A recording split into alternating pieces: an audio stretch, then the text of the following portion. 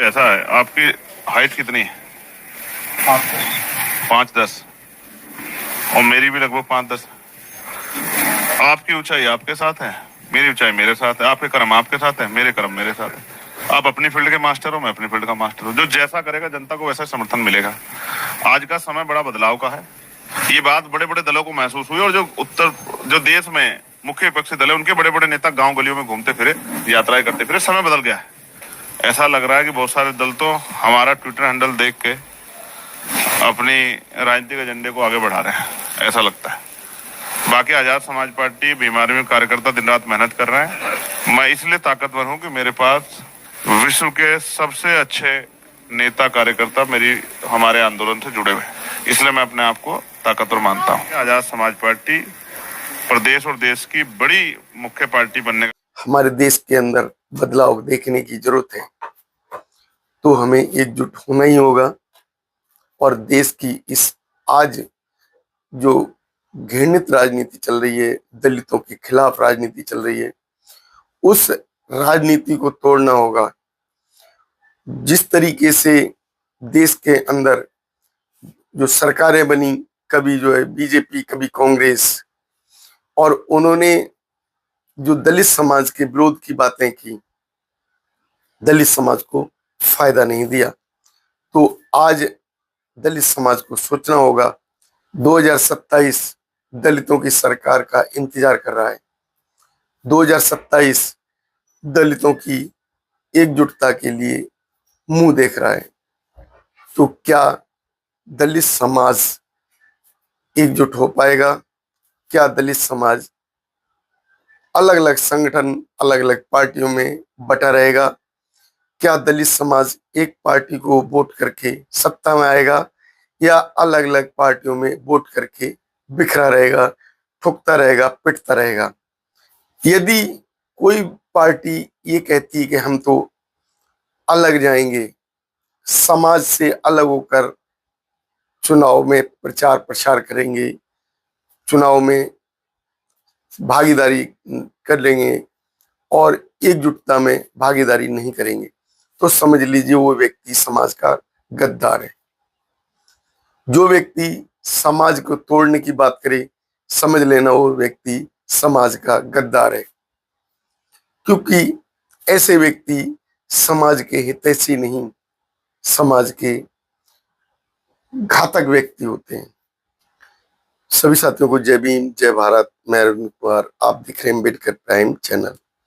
साथियों, जैसा कि देश के अंदर एक नया माहौल देखा जा रहा है, बीएसपी के द्वारा एक जो 9 अक्टूबर की जो रैली है, 9 अक्टूबर की रैली की जो घोषणा हुई है, उस घोषणा के बाद पूरे देश के अंदर एक ऐसा माहौल दिखाई दे रहा है जैसे कि 2027 में सत्ता बदल जाएगी। अगर सत्ता की बात की जाए तो सत्ता के लिए वोट की जरूरत होती है, और वोट के लिए समाज को एकजुट होने की जरूरत होती है। आज देश का जो कहा जाता है कि दलित समाज, दलित वर्ग, दलित वोट जो कि बिखरा हुआ था, अब एकजुट होता हुआ दिखाई दे रहा है। अगर ये समाज एकजुट हो जाता है, मुस्लिम समाज जो कि बहुजन समाज पार्टी के साथ खड़ा हो गया है, जैसा कि जगह जगह सुनने में आ रहा है, जगह जगह लोग चर्चा कर रहे हैं, उसी तरीके की जो है जो माहौल को बनाने की कोशिश की जा रही है, जो माहौल 2007 में था। अब 2007 में बात की जाए, दलित समाज और मुस्लिम समाज तो एकजुट था ही, उसके साथ साथ अन्य समाज की जातियां भी एकजुट हुई थी मंच पर। वही माहौल अभी भी देखा जा रहा है, क्योंकि अभी जो 17 तारीख की जो मुरादनगर मोदी नगर की जो एकजुट सभा थी, मोदी नगर में सभा हुई थी, उस सभा ने दिखा दिया कि किस तरीके से मोदी नगर के 10 गांव एकजुट हुए, और उन 10 गांव के प्रधानों ने बीएसपी में एंट्री की, और बीएसपी के जो अपना समर्थन देकर बहुजन समाज पार्टी का जो है वो कद बढ़ाया। उसी तरीके से ठाकुर समाज भी था उसमें, बनिया समाज भी था और अन्य भी जातियां भी थी। तो जो अभी जो समाज का जो माहौल है वो बीएसपी की तरफ है। लेकिन इसके बावजूद देखा जा रहा है कि जो बहुजन समाज पार्टी के जो नेता हैं, जो कि पार्टियां बनाकर अलग हो गए हैं, उन पार्टियों को एकजुट होने की जरूरत है। लेकिन वो एकजुट होने की बात नहीं कर रहे, वो अपने वजूद को बचाने की बात कर रहे हैं कि यदि बीएसपी सरकार बना लेती है, यदि समाज एकजुट हो जाता है, तो उन पार्टियों का क्या होगा। वो पार्टी को बचाने के लिए, अपनी सत्ता को बचाने के लिए बहुजन समाज पार्टी के विरोध में ही बोलना शुरू कर दिए। अभी तक देखा क्या जा रहा था कि मंचों से जो दूसरों की बात करने वाले लोग दूसरी पार्टियों के साथ एकजुट हुए, दिखाया कि हम कांग्रेस के साथ हैं, हम समाजवादी के साथ हैं, हम जो दूसरे दल हैं उनके साथ भी हैं, राष्ट्रीय लोक दल वगैरह। और दूसरे प्रदेशों में जब चुनाव होते हैं तो वो दूसरे प्रदेशों में भी गठबंधन करने के लिए वहां पहुंच जाते हैं।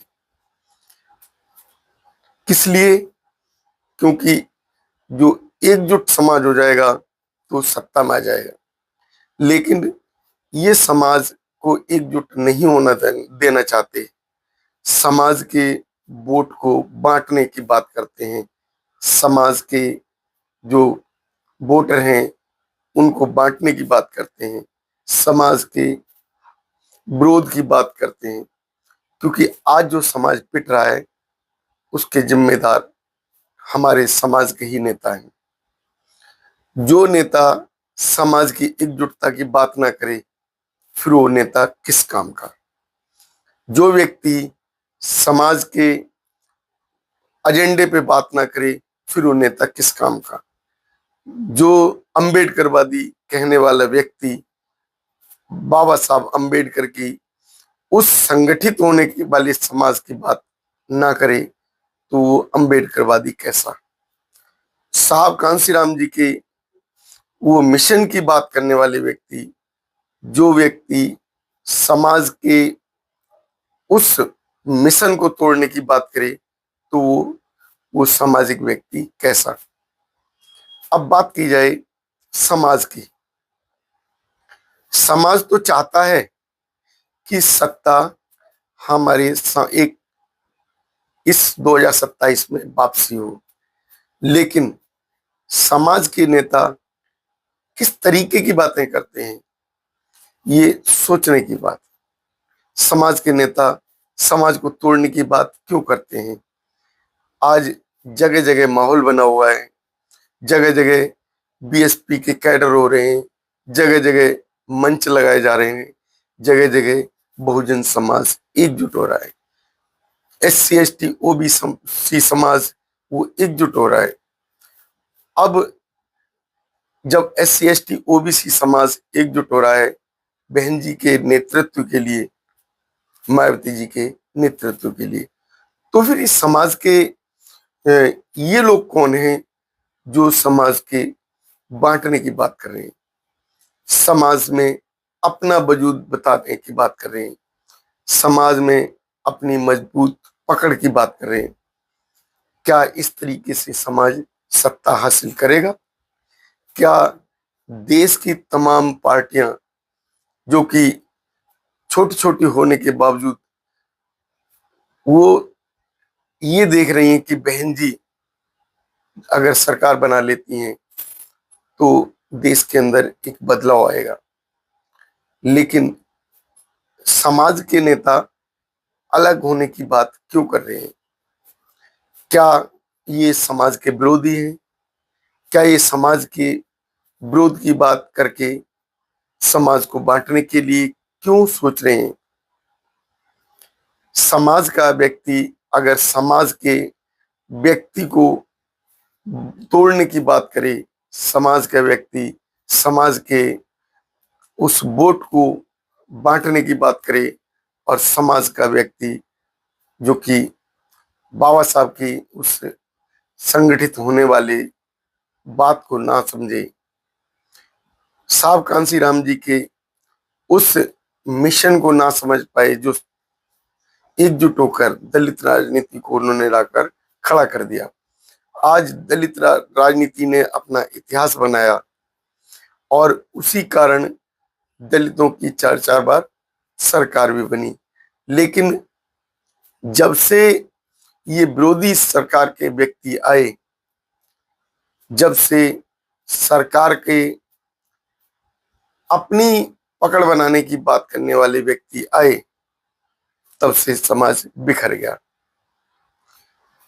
यदि 2027 को अगर 2007 की तरह नहीं देखा जाएगा तो समाज कभी एकजुट नहीं हो सकता। 2007 में जिस तरीके से समाज एकजुट हुआ था और सरकार बनाई थी, तो उसी तरीके से 2027 में भी समाज को एकजुट होकर वोट करना ही होगा। बहुत समय हो गया पिटते हुए, बहुत समय हो गया अत्याचार सहते हुए। अब समाज को समझना होगा। समाज के अंदर जो पार्टियां बन गई हैं, जो संगठन बन गए, उन सभी संगठनों को, उन सभी पार्टियों को एकजुट होना पड़ेगा।